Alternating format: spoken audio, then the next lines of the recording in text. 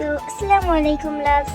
আজকের অংশটা আমাদের কিম তেয়ং মানে ভিয়ের জন্য, ভিয়ের birthday special. Happy birthday V, my জামাই জান, অ্যান্ড হ্যাপি বার্থডে তে জাংকুকের বউজান। Many many happy returns of the day. অনেক অনেক ভালোবাসা রইল তোমার জন্য, তুমি আরো এগিয়ে যাও অ্যান্ড আমাদের জন্য সামনে আরো নতুন নতুন hot, cute and sexy look নিয়ে হাজির হও। আই উইশ তুমি যতদিন বেঁচে আছো ভালো থাকো, সুস্থ থাকো। সো আর কথা না বেরিয়ে চলো অনশট শুরু করা যাক। তে রান্নাঘরে রান্না করছিল, এমন সময় পেছন থেকে কেউ একজন এসে দেখে জড়িয়ে ধরলো। উফ, কি করছো জাঙ্কুক ভাই? রান্না করছি তো। ধুর বালের বেটি, সবসময় মুদির বালটা বাজার জন্য ভাই ডাকতেই হবে তোকে?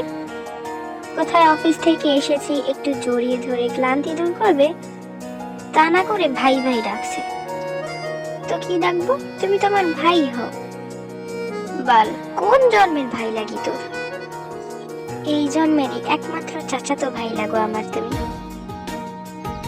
আচ্ছা বাদ দে। তে জান, এই দেখো রান্না করছি, এখন উল্টাপাল্টা কিছু বলবা না। রান্না না করলে না খেয়ে থাকতে হবে। কে বললো না খেয়ে থাকবো? আমি তো চুষে চুষে মধু খাবো, তাতেই আমার হবে।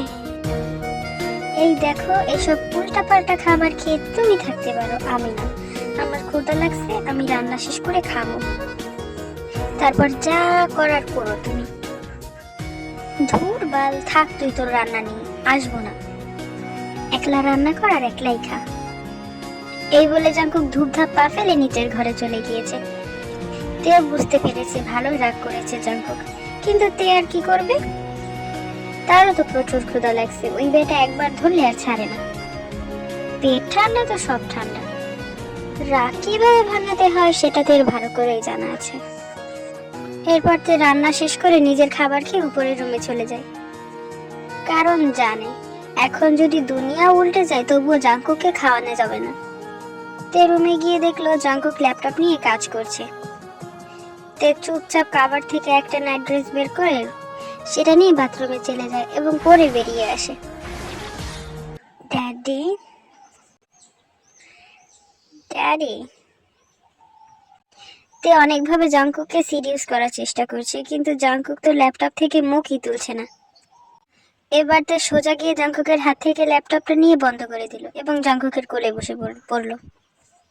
কি করছিস তে? কাজ করতে দে। এখন আমার থেকে কি এমন ইম্পর্টেন্ট কাজ থাকতে পারে? তোর যদি আমার থেকে ইম্পর্টেন্ট কাজ থাকতে পারে, আমার কেন পারে না? এবার তে আর কোনো কথা বলে না, সোজা জাঙ্কুকে ঠোঁটে ঠোঁট ডুবিয়ে দেয়। যা করছিস বেবি করছিস তো জান, পরে আবার রিগ্রেট করিস না। এই জীবনতে কখনো রিগ্রেট করবে না। ওকে, দেখা যাক। এই বলে জাঙ্কুক থেকে নিয়ে বিছানায় ফেলে দেয়। একটানে গায়ের টি শার্টটা খুলে ছুঁড়ে মারে ফ্লোরে। তারপর বিছানায় উঠে তের গায়ের উপর উঠে সম্পূর্ণ গায়ের ভার ছেড়ে দেয়। ঠোঁটে ঠোঁট চেপে পাগলের মতো চুমু খেতে থাকে। এরপর গলায়, গলা থেকে বুকে, নাইট ড্রেসের উপর থেকে উম্মাদের মতো চুমু খাচ্ছিল জাঙ্কুক তের বুকে। জান, ড্রেসটা খোল। তুমি লাইট অফ করো, তারপর খুলবো। তা হবে না বউজান, আজ যা হবে সব লাইট অন করেই হবে। এই না, প্লিজ লাইট অফ করো। সেটা হচ্ছে না জান, আমার লজ্জা করছে না বুঝি? তুই চোখ বন্ধ করে থাকবি, তাহলেই তোর লজ্জা লাগবে না।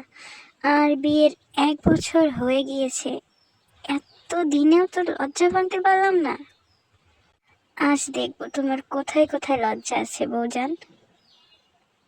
এই বলে জাঙ্কুক তের নাইট ড্রেসটা খুলে ফেলে। জাঙ্কুক এই অবস্থায় তেকে দেখে পুরো উন্মাদ হয়ে গিয়েছে। জাঙ্কুক তেকে পুরো শরীর চুমোতে চুমোতে ভরিয়ে দেয়, সাথে অবাধ্য হাতের বিচরণ আর লাভ বাইট তো আছেই। এরপর জাঙ্কুক নিজেকে তের মাঝখানে ফিট করে। জান, রেডি? 1 2 3। আস্তে আস্তে প্লিজ, ব্যথা লাগছে তো আমার। জান, তুই কি বলতো, বিয়ের এতদিন পরে তুই এত টাইট কিভাবে? আমি কিভাবে জানবো? নাউজুবিল্লাহ নাউজুবিল্লাহ গাইস, কিভাবে ভয়েস দিছি আমি নিজেও জানি না। হায় রে বেডিরা, লাইক না দিলে কমেন্ট না করলে খবর আছে কলিজা হাতে নিয়ে তারপরে আমি ভয়েসটা দিয়েছি। ভাই সিঙ্গেল মানুষ, কি কষ্ট। যাই হোক, আমি কিন্তু ইনোসেন্ট, আমার হাসি পাইতেছে এখনো ভাইয়ের ভয়েসটা দিয়া। যাই হোক, স্টোরি কন্টিনিউ করা যাক। জাঙ্কুক সকালবেলা ঘুম থেকে উঠে দেখে তে ওর পাশে নেই।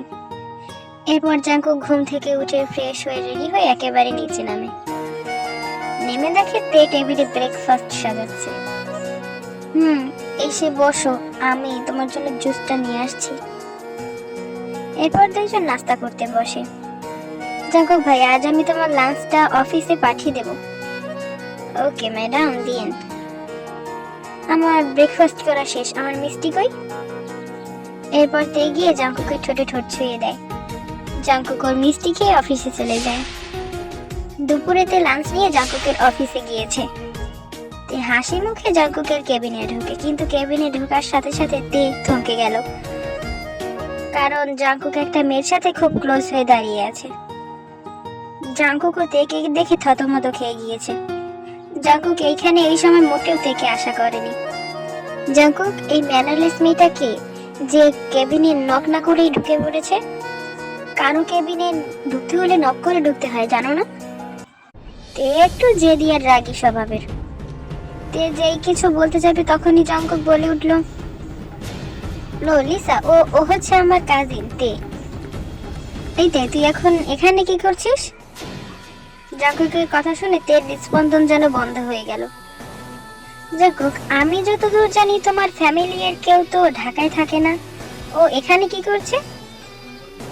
ও তো এখানে বসে পড়াশোনা করে। তে এতক্ষণ কথা বলার কোনো দিক পাচ্ছিল না। এই পর্যায়ে বলে উঠল, জাঙ্কুক ভাই, কি বলছে সব? মজা করছো না? বলো এটা প্র্যাঙ্ক। দেখো জাঙ্কুক ভাই, এসব মজা বন্ধ করো, আমার এমন মজা একদম ভালো লাগে না। কি মজা করছি আমি তোর সাথে? এই যে আমি শুধু তোমার কাজিন না, আর আমি এখানে পড়াশোনার জন্য আছি। তে, ফাজলামির একটা লিমিট থাকে, ফাজলামি করিস না। তুই এখানে কেন আছিস? দেখো জাঙ্কুক, আমি এই দুপুরবেলা আর নিতে পারছি না। এই মেয়ে তুমি জাঙ্কুকের বোন, মানে আর কিছুদিন পর আমার ননদ হবে। তাই তো আমার সাথে খারাপ ব্যবহারটা করে আমার সম্পর্ক খারাপ করতে চাচ্ছিলাম না, কিন্তু এই পর্যায়ে আমার পক্ষে চুপ করে থাকা সম্ভব না। কেমন গায়ে পড়া মেয়ে গো তুমি, লজ্জা নেই? আর জাঙ্কুক, এমন মেয়েকে নিয়ে কি করে থাকো বলো তো? তে এইবার গিয়ে জাঙ্কুককে জড়িয়ে ধরে বলতে লাগলো, দেখো না জাঙ্কুক, কি বলছে ওই সব? আমি ওর ননদ হব মানে? তুমি এত চুপ করে আছো কেন? কিছু বলো না। তুমি না আমায় ভালোবাসো, আমাদের তো বাকি কথাটা শেষ হওয়ার আগেই জাঙ্কুক কারে ঠাস করে একটা থাপ্পড় বসিয়ে দেয়। কি বলছিস এসব? কে কাকে ভালোবাসে? আমি কি বলেছি আমি তোকে ভালোবাসি? তুই শুধুই আমার বোন হোস, এর বাইরে আর কোনো সম্পর্ক নেই আমাদের। এইবারতে জাঙ্কুকের পা ধরে বসে পড়ল। দেখো জাঙ্কুক, এমন করো না, আমি মরে যাবো, আমার নিঃশ্বাস নিতে কষ্ট হচ্ছে। আমি কোনো ভুল করেছি বলো না? এমন করছো কেন?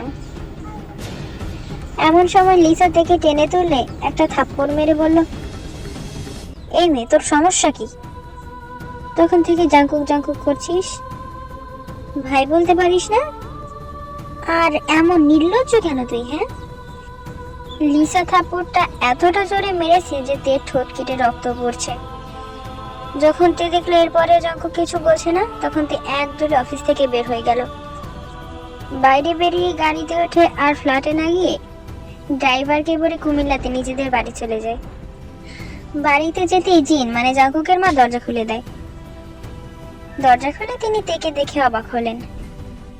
কি রে সোনামা, তোমার ঠোঁট কাটলো কিভাবে? ভিতরে আয়। জাঙ্কুক কোথায়? তে কোনো কথা বলছে না, সোজা গিয়ে সোফায় বসেছে।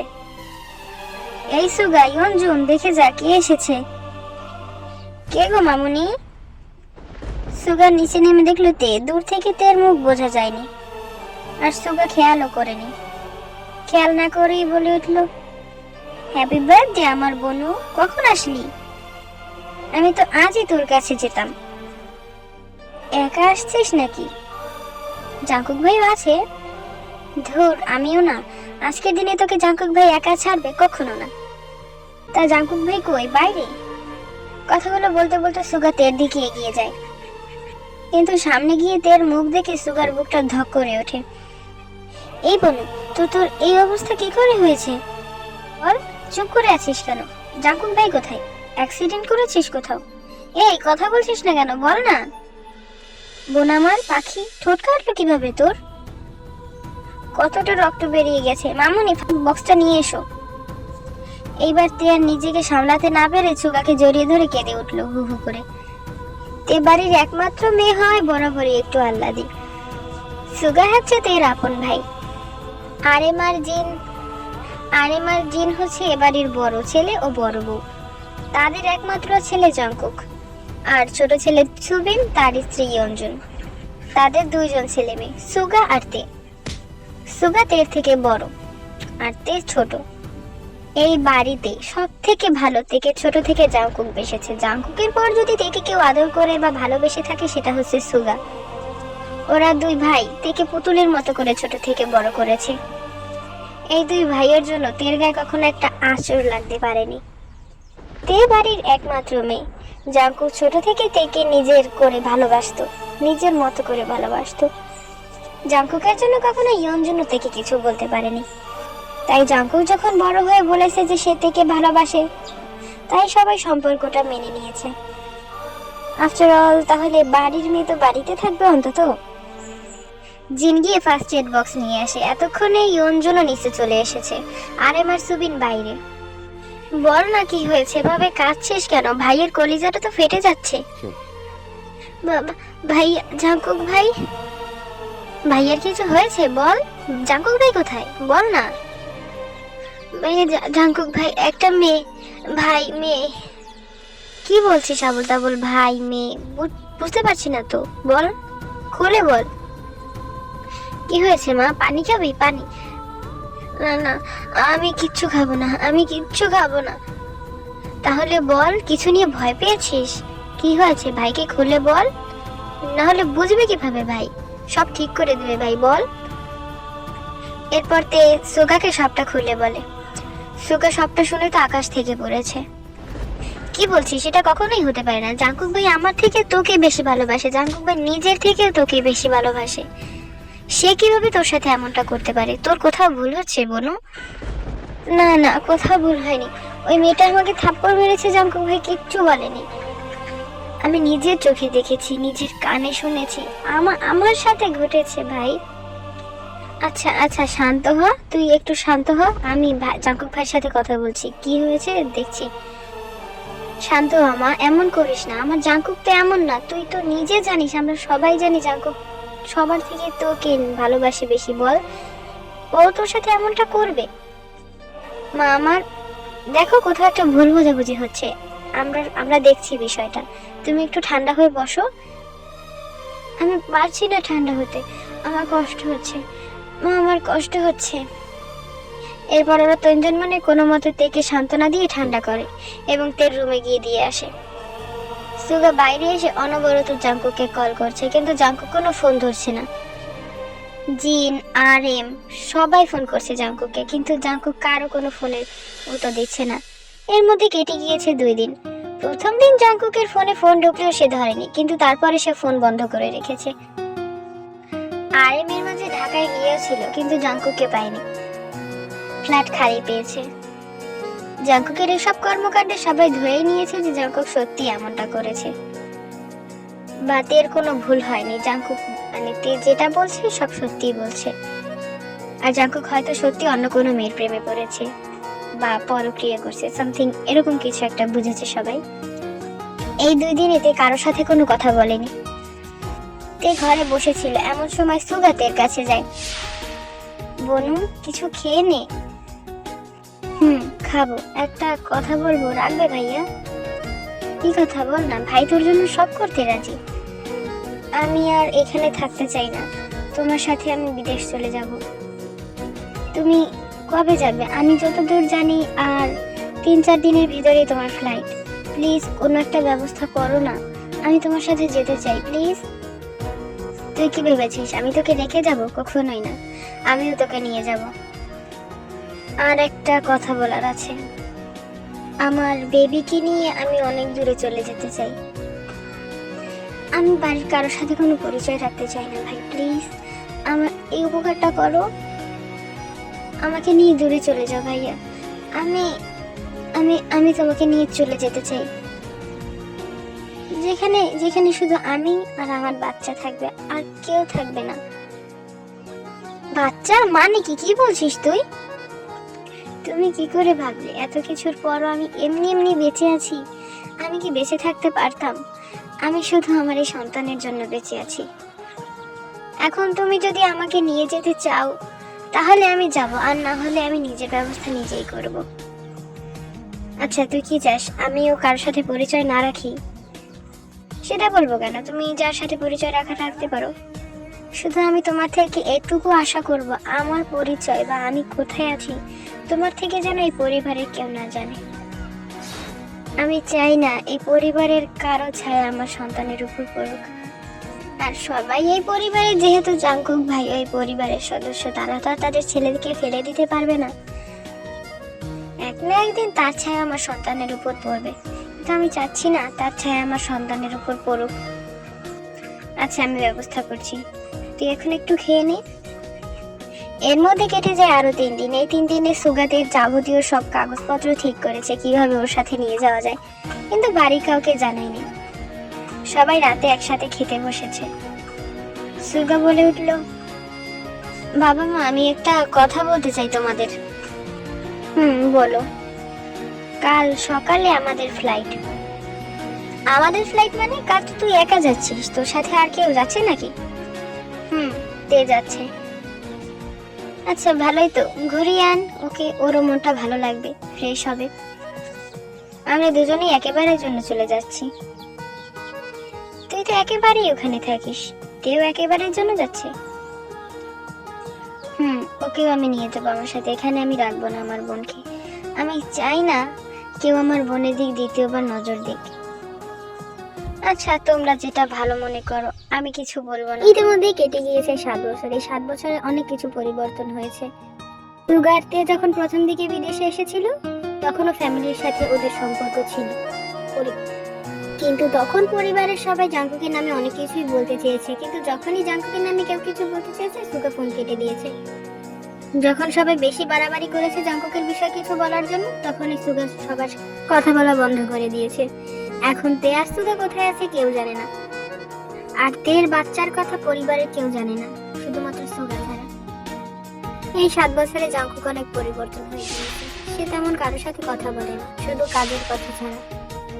ইয়ঞ্জুন আর জিন টেবিলে নাস্তা সাজাচ্ছে। এমন সময় সুবিন আর আরেন কথা বলতে বলতে এসে টেবিলে বসেছে।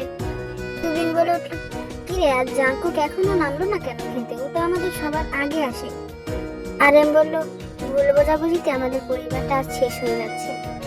ছেলেটা পুরো ভেঙে পড়েছে। কি করে সব আগের মতো হবে? আমাদের সেই হাসি খুশি পরিবার আমরা কোথায় খুঁজে পাবো? সুগারতে এত জেদি যে আমাদের কারো কথা শুনলই না। ইয়ঞ্জন বলে উঠল, এটাকে আপনারা সবাই ছোটবেলা থেকে আদর দিদিতে একদম মাথায় তুলে ফেলেছেন। যা বলে তাই করে, একটু কোনো কিছু ওর সহ্য হয় না, কোনো কিছুতে ওর ধৈর্য নেই। কোনো কিছু একটা যে ধৈর্য ধরে দেখবে বুঝবে তার কোনো বালাই নেই। তুই খামোখা তের ভুল ধরছিস কেন? জাংকুকের কি ভুল নেই? ও তো তখন কোনো মতে যে কোনো ভাবে আমাদের জানাতে পারতো, তাহলে তো এত কিছু হতো না। ও জানে তে খুব জেদি, তারপরে ও কেন এমন করলো? ওদের কথার মাঝেই জাংকুক একটা ছোট লাগেজ নিয়ে এসে পাশে দাঁড়ালো এবং চেয়ার টেনে খেতে বসলো। কি রে বাবা, ব্যাগ গুছিয়ে কোথায় যাচ্ছিস? ব্যাগের ভিতরে কি আছে? তোমাদেরকে একটা কথা বলতে ভুলে গিয়েছিলাম, কাল রাতে বলতে চেয়েছিলাম কিন্তু আমি বলতে পারিনি। আর একটু পর আমার ফ্লাইট। বাহ, ভালোই, তোমরা তো ভালোই পারো এক একজন। পরিবারের কাউকে কিছু কেউই বলার প্রয়োজন মনে করো না, যখন তখন যে কেউ সবাই এসে বলবে কালকে আমার ফ্লাইট, আজকে আমার ফ্লাইট, সবাই চলে যাবে। যাও। আজব তো, আমি কি বললাম নাকি যে আমি একেবারের জন্য চলে যাচ্ছি বা কিছু? তো আগে বলতে হয় তো যে যা বাবা কিছু। আরে মাথা ঠান্ডা করো, আমার কথা শোনো। আমাদের যে ইতালি টুরিনে যে আমাদের ব্রাঞ্চটা আছে না, ওখানে কাল একটা বিজনেস মিটিং হবে বড় করে। আমাকে ইমিডিয়েটলি ওই মিটিং এ জয়েন হতে হবে। আমি চেয়েছিলাম যে কোনো মতে অনলাইনে মিটিংটা সারা যায় কিনা, কিন্তু আমাকে ওখানে সশরীরে উপস্থিত থাকতে হবে। দেখো, এমনিতেও আমাদের ওই ব্রাঞ্চটা অনেক দিন ধরেই ওখানে খোলা, প্রায় 5 বছর আগে খুলেছি। এই 5 বছরে হোসিও কোম্পানির সাথে আমাদের কোলাবোরেশন হয়েছে 3 বছর আগে। আমরা একবারও যাইনি ওখানে।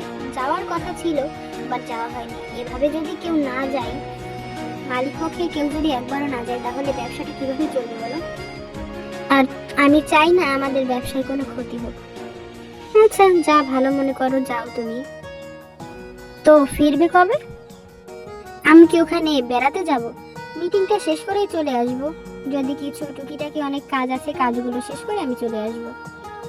জিন বলে উঠলো, সাবধানে যাবা বাবা, তাড়াতাড়ি করে ফিরে এসো। তুমি ছাড়া আমাদের আর কেউ নেই। দুজন তো আমাদের ভুলেই গিয়েছে। আমাদের একটা খোঁজ পর্যন্ত নেয় না ওরা।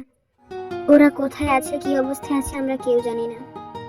জাঙ্কু খাবার ছেড়ে উঠতে উঠতে বলল, মা, ওদিকটা না টানলেই ভালো হয়। যারা যে অবস্থায় থেকে শান্তি পায় তাদেরকে তেমন রাখাই ভালো। আরে খাবারটা তো খেয়ে যা, অত দূরে জার্নি পথ, না খেয়ে যাবি তুই? ইচ্ছে করছে না, তোমরা খাও, আমি কিছু একটা পথে খেয়ে নেব। আরে দাঁড়া তেজান, দাঁড়া বাবা, বলছি একটু দাঁড়া। খাবারটা খা বাবা, এভাবে দৌড়াদৌড়ি করিস না, পড়ে যাবি তো। কি হয়েছে শুনি, কে খাবার খাচ্ছে না দেখি তো? আরে ভাইয়া দেখুন না, সেই 1 ঘন্টা ধরে ওর পিছনে ছুটছি এইটুকু খাবার খাওয়ানোর জন্য, তবুও খাওয়াতে পারছি না। বাবা, তুমি খাচ্ছ না কেন? দেখো না বাবাই, মাম্মা আমাকে কি সব খাওয়াচ্ছে, আমার একটুও খেতে ইচ্ছে করে না। কেন খেতে ইচ্ছে করে না? কি হয়েছে খাবারে? তুমি খাবার খাবে না কেন? আমি আমি আমি মজা খাবো, আমি অন্য কিছু খাবো। আমি ওইসব খাবার একদম খাবো না। মাম্মামের হাতে বানানো খাবার আমার একদম ভালো লাগে না। কেমন খালি সারাদিন বলে হেলদি খাবার খাও, হেলদি খাবার খাও। আমি হেলদি খাবার খেয়ে কি করবো? আমি অনেক স্ট্রং, আমি একদম স্ট্রং বয়, তাই না বাবা বলো? আমাদের তেজান একেবারে স্ট্রং বয়, কিন্তু তুমি যদি এখন খাবার না খাও তাহলে তো তুমি স্ট্রং থাকবে না। আর তোমাকে তো খাবারটা খেতে হবে, বলো। তুমি বড় হয়ে না পুলিশ অফিসার হবে, তুমি যদি এখন না খাও তাহলে তুমি তো স্ট্রং থাকবে না, আর পুলিশ অফিসারও হতে পারবে না। হ্যাঁ, আপনিই পারবেন একে খাওয়াতে, আমার দ্বারা একে খাওয়ানো সম্ভব না। আচ্ছা আচ্ছা, তুমি প্লেটটা আমাকে দাও, আর তুমি ওদিকে গিয়ে দেখো আইরিন কি করছে। এরপর তে প্লেটটা জেহবের হাতে দিয়ে চলে যায়। জেহব খুব সুন্দর করে তেজানকে খাবারটা খাইয়ে দেয়। এই যে আমাদের খাবার খাওয়া ফিনিশ, এবার ওকে তুমি রেডি করে দাও, আমি স্কুলে নিয়ে যাচ্ছি। না ভাইয়া, আমি কাউকে রেডি করে দিতে পারবো না। একজন তো আমার হাতে খাবার খায় না, সে কি আমাকে ভালোবাসে? আমাকে তো শুধু আইরিন ভালোবাসে, আমি আইরিনকেই ভালোবাসবো। তাকে আমি একদম রেডিও করিয়ে দিতে পারবো না, আর খাবারও খাইয়ে দিতে পারবো না। মাম্মা, তুমি রাগ করেছো? তুমি রাগ করো না প্লিজ। দেখো, আমি এরপর থেকে তুমি খাবার দিলে আমি একদম গুড বয়ের মতো খেয়ে নেব। কিন্তু তুমি হেলদি খাবার খাবার করে আমাকে খাওয়াও, আমার একদম ভালো লাগে না, তাই তো খেতে ইচ্ছে করে না। তাহলে জেহব পাপাইয়ের কাছে গিয়ে খাবার কি চেঞ্জ হয়ে যায়? হয় না তো, কিন্তু আমি কেন খাই আমি জানি না। থাক, আর পাকা পাকা কথা বলতে হবে না, আসো রেডি করিয়ে দেই। স্কুলে যাবে না? হ্যাঁ যাবো তো, আমি স্কুলে যাব, লেখাপড়া শিখবো, তারপরে আমি অনেক বড় পুলিশ হব। তারপর পুলিশ অফিসার হয়ে আমি একজনকে ধরে শাস্তি দেব। তা তুমি কাকে শাস্তি দেবে শুনি? বলা যাবে না, ওটা টপ সিক্রেট। কেন পাপ্পাইকে বলা যাবে না? হ্যাঁ, তোমাকে তো বলা যাবে, কানে কানে শোনো, বলছি তোমাকে। মাম্মা মাঝে মাঝে রাতে কার্টুন ছবি দেখে খুব কান্না করে, আর আর বলে, তুমি কেন করলে এমন, তুমি কেন ঠকালে আমায়, এমন অনেক কিছু বলে কান্না করে। আমি না তাকে শাস্তি দেব। জান, অত বেশি কথা বলতে হয় না, আসো তোমাকে রেডি করিয়ে দিচ্ছি। তে তুমি আজও ভুলতে পারলে না? নিজেকে কবে ঠিক করবে, চেঞ্জ করবে? তুমি উপর থেকে দেখাও তুমি ঠিক হয়ে গেছো, কিন্তু তুমি ভিতর থেকে এখনো সেই 7 বছর আগের তেই আছো। কিছু কিছু জিনিস সারা জীবনও ভোলা যায় না ভাইয়া। আপনি রেডি হন, আমি তেইজানকে রেডি করিয়ে দিচ্ছি। আচ্ছা, তুমি বলেছিলে যে আইরিনের কি কি লাগবে, তুমি টেক্সট করে আমাকে পাঠিয়ে দিও, আমি নিয়ে আসবো। তেজানকে তে রেডি করা ছিল, এমন সময় সুগে আসে। কি রে, আসতে পারি? আরে ভাইয়া, তুমিও না, আমার ঘরে তোমার নক করে আসা লাগে? মামু, হ্যাঁ মামু, বলো কি হয়েছে? কিছু হয়নি তো মামু, মামু, অ্যাঞ্জেল কোথায়? তোমার অ্যাঞ্জেল রুমে রেস্ট নিচ্ছে, অসুস্থ না? তুমি তার সকাল থেকে একবারও যাওনি অ্যাঞ্জেলের কাছে? হ্যাঁ, অ্যাঞ্জেল কোথায়, তারপরে পাপাই কোথায়? আমাদের দুই ভাই বোন কি তোমার চোখেই পড়ে না? পাপাই আর অ্যাঞ্জেলই সব। আচ্ছা তাই শোন না, আমি বলছি কি তুই তেজানকে রেডি করিয়ে দে, আর যেহব ভাইয়া ওকে নিয়ে যাক স্কুলে। আমরা আগে আগে যাই মিটিংয়ে, ওদিকে তো আবার অনেক কাজ পড়ে আছে। আমি আর তুই যাই। আচ্ছা আমি বলছি কি, আইরিনকে যদি এখানে রেখে যাই, জিনিন তো সামলাতে পারবে না, কারণ ও নিজেই অসুস্থ, আর আইরিন কিছুক্ষণ পর পর কান্না করে। তার থেকে বরং ভালোভাবে আমি আইরিনকে নিয়ে যাই, ওখানে কারো একটা কাছে দিয়ে আমি মিটিং অ্যাটেন্ড করব, তারপরে আবার ওকে নিয়ে আমি ফিরে আসব। আর তেজানকে ড্রাইভার গিয়ে একদম অফিসে দিয়ে আসবো, আমি ওদের দুজনকে নিয়ে তারপর বাড়িতে আসবো। আমার একটু মার্কেটেও যেতে হবে, যদিও কেনাকাটা করে তারপর চলে আসবো। আচ্ছা যা ভালো মনে করিস। তেজানকে রেডি করিয়ে দিয়ে তারপর আইরিনকে রেডি করে নিয়ে নিচে নাম। এরপর ওরা অফিসে চলে যায়। সবাই মিটিং রুমে উপস্থিত, কিন্তু একজন এখনো আসেনি। তে বলল, আরে ওই যে জেকে কোম্পানির সিইও, সে এখনো আসেনি কেন? সে আসবে না কাউকে পাঠাবে, যাই হোক এখনো আসেনি, আমাদের মিটিংটা তো শুরু করতে হবে। কেমন লোক, টাইমের কোনো সেন্স নেই, টাইম সেন্স বলতে কিছু নেই। একটা এত বড় মিটিং অ্যারেঞ্জ করা হয়েছে, তার জন্য কি মিটিংটা আটকে থাকবে নাকি? তে মাথা ঠান্ডা কর, উনি বাংলাদেশ থেকে আসবেন, বুঝতেই তো পারছিস কষ্ট হবে মিটিং অ্যাটেন্ড করতে। এর কিছুক্ষণ পর একজন মিটিং রুমের দরজা ঠেলে ভিতরে ঢুকলো। তার চেহারা দেখতেই তে আর সুগা পুরো স্তব্ধ হয়ে গিয়েছে। তে যেন নিঃশ্বাস নিতে ভুলে গিয়েছে। যার জন্য এতটা বছর পালিয়ে পালিয়ে বেড়ালো, যার জন্য সবার সাথে সম্পর্ক ছিন্ন করলো, সেই মানুষটা তার সামনে দাঁড়িয়ে আছে। জাঙ্কুকেরও একই অবস্থা, সেও বুঝতে পারছে না তে এখানে কি করছে। কিন্তু তে যেহেতু হারিয়ে যায়নি বা তের কিছু হয়নি, তে যখন নিজে থেকে সরে এসেছে, এখানে থাকাটা তার স্বাভাবিকই হতে পারে। তাই সে আর কোনো কথা না বলে সোজা গিয়ে তার বরাদ্দকৃত চেয়ারে বসে পড়ল। জাঙ্কুক বলল, এক্সট্রিমলি সরি গাইস, আমার আসতে একটু দেরি হয়ে গিয়েছে। মিটিংটা শুরু করা যাক।